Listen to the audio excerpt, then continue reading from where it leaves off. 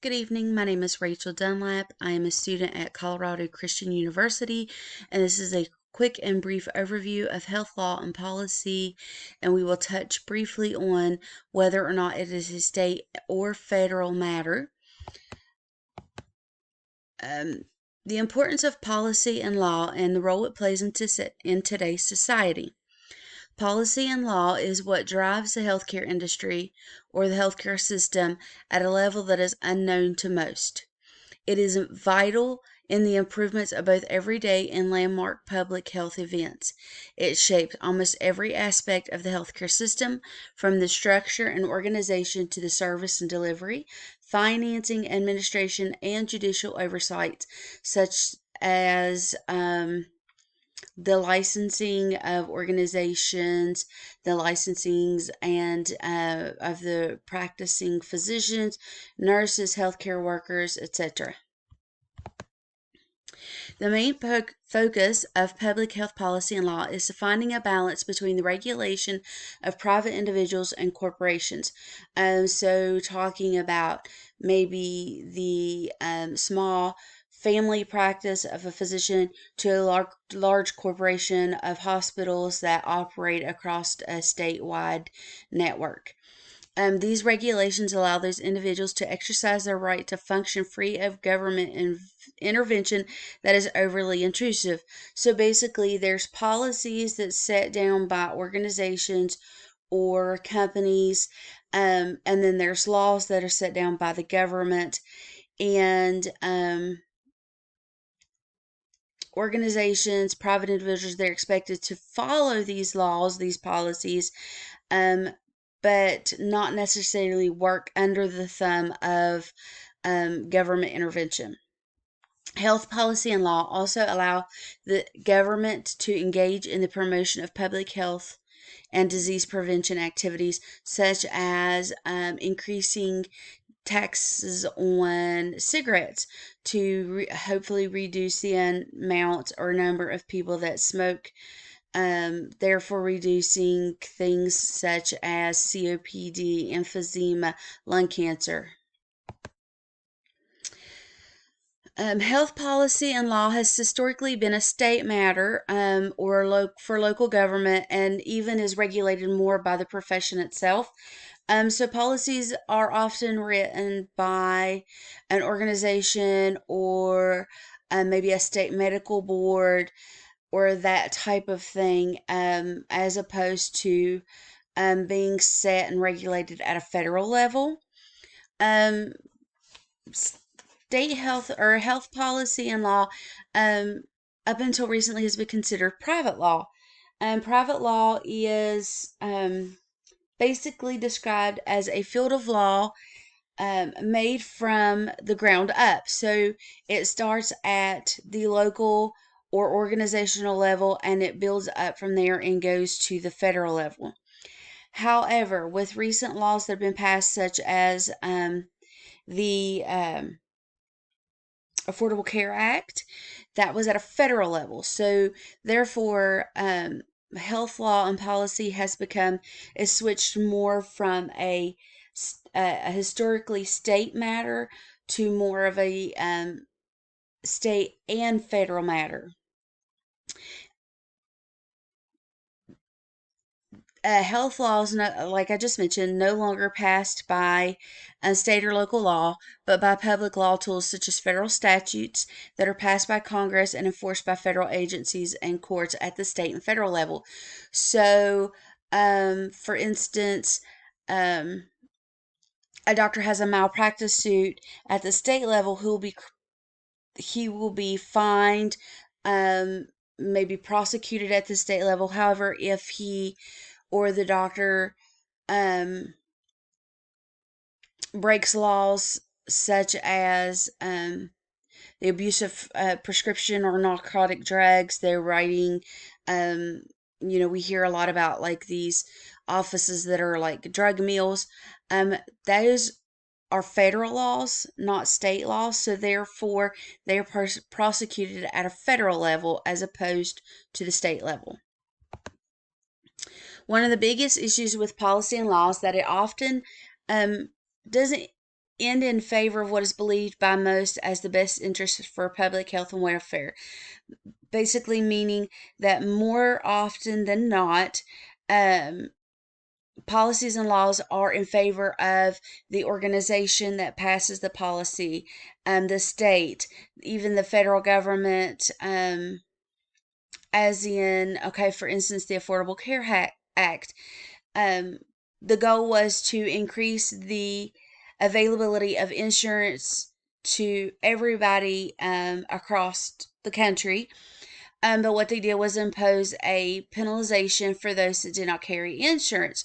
Well, this benefited the government because you were paying extra tax into the federal level, um, whereas the individual, the reason they didn't have insurance is because they couldn't afford it. So what benefit does it have for them to pay a fine at the end of the year for something they couldn't afford, so therefore they can't afford a fine either? It's a like a tit for tat type of situation. The second issue of whether health law and policy is a state or federal matter. This is a big issue, especially with the passing of the Affordable Care Act. Some people believe that we should have a national um, government controlled health care that is provided by the government, something similar to what maybe Canada has, um, because healthcare is considered to be a um, not a privilege but a human right. Um, so there is a lot of back and forth with state and federal policymakers, regulators, lawmakers of whether or not there's the federal right of the government to step in and start taking control of um, healthcare organizations, healthcare systems, hospitals, you know, things like that, or if this should continue to be managed at a state and local level. And then again, like previously mentioned, the question is raised then of whether the government oversteps its authorities with the overregulation of public health and safety policies.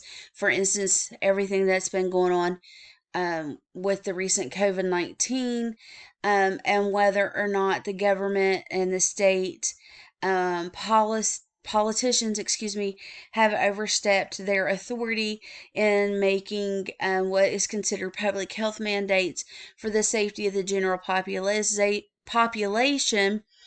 and if they are overstepping their bounds and infringing on our human rights as opposed to just simply trying to protect the citizens. Policy making and why it's needed. Policies and laws that are made by policymakers and are passed down through the judicial system ultimately influence how we approach, experience, analyze, and research all aspects of the healthcare system.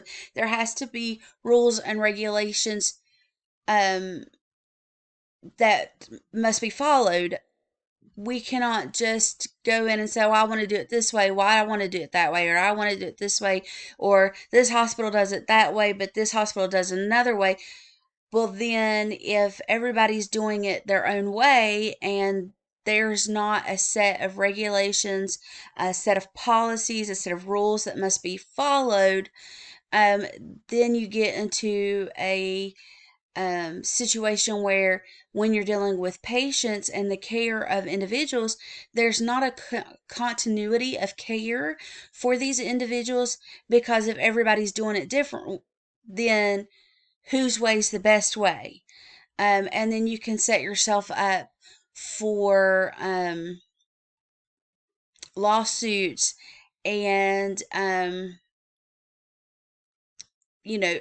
death of even your patients, because they may be seeking one treatment at one facility and get sick and have to come to your facility because they can't make it to that facility, and you stop that treatment which is helping them and you start another treatment. It goes on and on.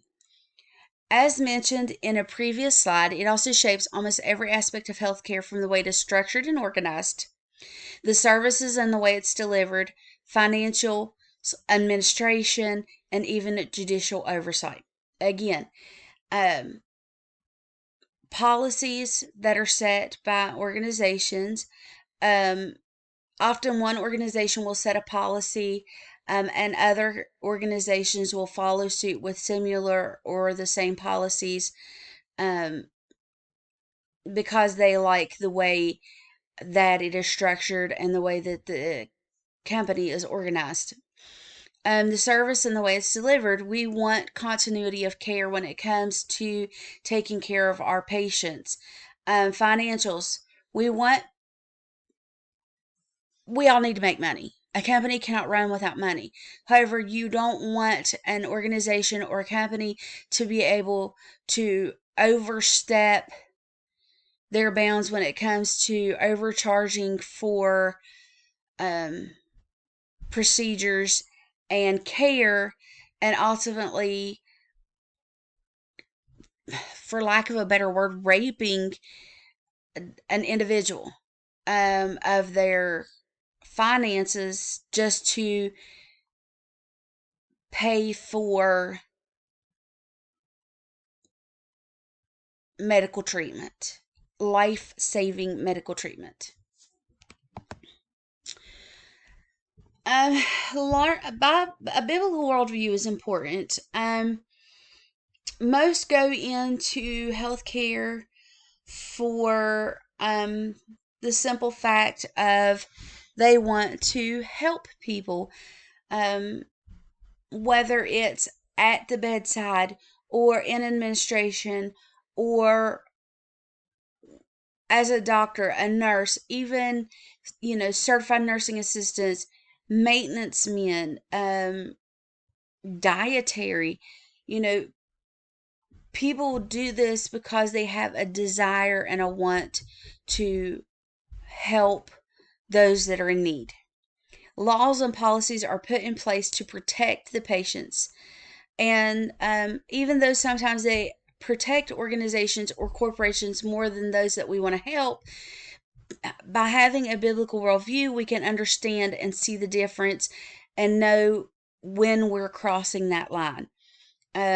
Isaiah chapter 1 verse 17 says, "Learn to do good, seek justice, correct oppression, bring justice to the fatherless, plead for the widow's cause." By following laws, following policies, protecting those that need the most protection, whether it's someone that has been recently diagnosed with cancer, somebody that's just lost a child, somebody that's just gave birth. We all go into and we all work in healthcare to help those that need it the most. And by having laws and regulations and policies put in place, they not only protect those patients, but they protect the people that are taking care of those patients. Um,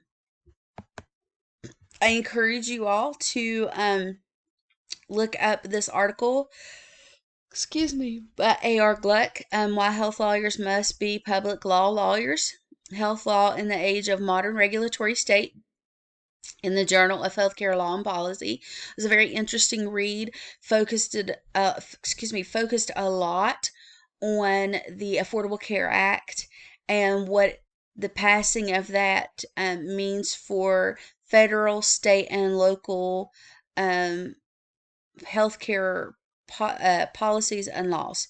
Um, Thank you all for listening to my presentation. I hope you have a good night. God bless.